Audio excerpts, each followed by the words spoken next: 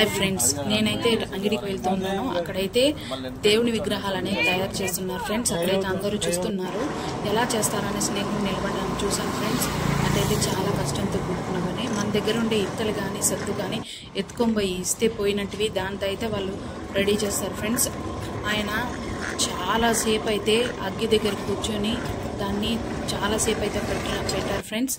దాన్ని అయితే బాగా ఎంత టైం పడుతుందో అంత టైం తీసుకొని దాని తర్వాత దాంట్లో పోసేసిన తర్వాత కింద అనేది అచ్చు పెట్టారు ఫ్రెండ్స్. అచ్చు పెట్టి దాన్ని అయితే చాలాసేపు ఉంచారు.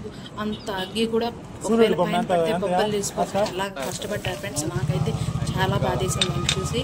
ఎంతో అందమైన విగ్రహం అనేది రెడీ చేస్తున్నారు వాళ్ళైతే. మనకి ఏ విగ్రహాలు కావాలని మనల్ని అడిగి వాళ్ళు రెడీ చేస్తున్నారు.